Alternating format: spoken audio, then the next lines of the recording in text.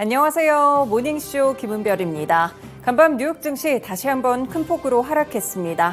이제는 정말 조정장에 진입을 했는데요. 나스닥 지수 기준으로 봤을 때 지난 7월에 기록했던 고점 대비 10% 이상 하락했기 때문에 이제는 공식적으로 조정장에 진입했다는 신호를 줬습니다.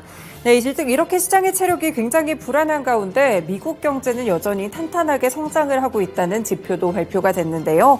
다만 경제가 강하다는 점은 높은 금리를 지지하는 데 근거가 될 수 있기 때문에 오히려 투자 심리를 불안하게 만드는 요소 중 하나였습니다. 이런 가운데 계속해서 기업들의 실적 발표도 이어지고 있는데요. 사실 대체적으로 괜찮은 실적들을 발표하고 있지만 매출이나 이익, 가이던스 가운데 어떤 것 한 가지라도 시장을 실망시켰을 때는 굉장히 큰 폭으로 하락하게 되는 눈높이가 높은 시장을 잘 통과해야만 합니다. 네, 이제는 2달만을 앞둔 시장인데요. 어떤 전략들을 마지막까지 짜봐야 할지 금요일 전략 모닝쇼와 함께 보시면서 짜보시면 좋을 것 같습니다. 먼저 간밤에 있었던 소식들 체크해드립니다. 네, 오늘 첫 번째 소식은요. 미국의 GDP 속보치입니다. 3분기 GDP 증가율이 연 4.9%로 집계됐다고 상무부가 밝혔는데요. 일단 지난 2분기 대비 성장률이 굉장히 큰 폭으로 뛰어 올랐고요. 월스트리트 전문가들이 집계했던 3분기 전망치가 4.7%였는데 이보다도 0.2%포인트 높은 수치가 나왔다고 살펴보실 수 있겠습니다. 이 팬데믹 이후 기저효과로 7%의 성장률을 기록했던 2021년 4분기 이후 최대의 성장폭이라고 보실 수 있겠는데요.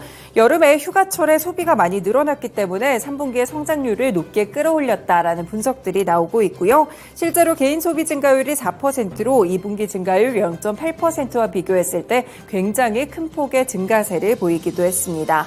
하지만 이 4분기쯤 간다면 미국의 경제 성장세 다시 한번 경기 침체에 빠질 수 있다는 전문가들의 우려 섞인 시선들도 흘러나오고 있는데요. 인플레이션이 여전히 좀 높게 유지되는 가운데 고금리도 장기화되고 있고요. 그리고 갖고 있던 저축들도 이제는 바닥을 보이고 있고 여기에 학자금 대출까지 전반적으로 리스크들이 많이 남아있기 때문에 4분기는 조금 위험할 수 있다는 전망들도 나오고 있습니다. 일단 고금리에도 불구하고 개인 소비가 이례적으로 잘 버텨주기는 했지만 이렇게 고물가와 고금리 두 가지의 리스크가 있는 속에서 개인 소비가 계속해서 탄탄할 수는 없다는 것이 전문가들의 대체적인 의견입니다. 네, 이렇게 GDP가 오늘 시장에서 상당히 또 중요한 역할을 해줬었는데요. 계속해서 발표되는 기업들의 실적도 보겠습니다. 네, 이번 주에는 정말 빅테크 기업들이 일제히 실적을 발표하기도 했었죠. 사실 구글의 경우에는 실적 쇼크와 더불어 나스닥 지수를 큰 폭으로 끌어내리는 역할을 하기도 했었는데요. 장마감 이후에 나왔던 실적 살펴보겠습니다. 아마존의 실적입니다. 이 아마존의 3분기 실적이 시장의 예상치를 웃돌게 됐는데요. 일단 3분기에 매출이 1,431억 달러를 기록했고 주당 순이익은 0.94달러를 기록했다고 전해지고 있습니다. 일단 시장의 전망치였던 1,414억 원의 매출 그리고 주당 순이익은 0.58달러 정도였기 때문에 월가의 전망치를 이번에 큰 폭으로 상회했다라고 보실 수 있겠는데요. 지난해 같은 기간보다 매출도 13%가량 증가했고요. 순이익은 99억 달러로 1년 전 29억 달러의 3배치를 웃도는 매출이 나왔습니다.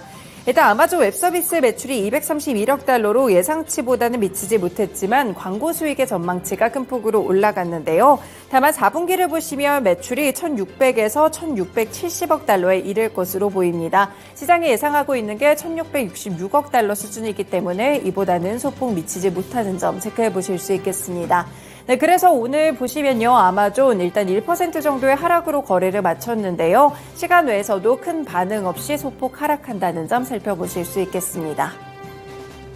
네, 장마감 이후에 이 실적을 발표했던 기업 한 가지 더 있습니다. 바로 반도체에도 지표가 될 수 있는 인텔인데요. 일단 인텔의 매출은 3분기에도 감소하게 되면서 7분기 연속으로 이렇게 매출이 감소하게 됐습니다. 그나마 다행인 점은 시장의 전망치를 웃돌았다는 점인데요. 인텔은 지난 3분기에 141억 6천만 달러의 매출을 기록했고 주당 순이익은 0.41달러를 기록하게 됐습니다. 일단 1년 전보다 봤을 때 매출은 8% 줄어들었는데요. 있는데요. 월가의 전망치 135억 3천만 달러는 웃돌았고요. 주당 순이익 역시나 예상치였던 0.22달러의 2배 이상 수준을 냈기 때문에 컨센서스를 상회했다고 보실 수 있겠습니다. 일단 4분기 매출액은 146억에서 156억 달러 정도를 보고 있고요. 주당 순이익은 0.23달러에 이를 것으로 예상하고 있는데요. 매출의 경우에는 월가의 예상치보다 높게 잡았다는 점, 이익은 좀 낮게 잡았다는 점 두 가지가 혼재된 지표가 나왔습니다. 일단 인텔의 경우에는 어제장 정규장에서는 소폭 하락하는 그런 흐름들이 있었지만 시간외에서의 주가가 급등하는 흐름인데요. 현재 구간에서도 7% 이상의 급등세를 가져간다는 점 체크해 보셔야겠습니다.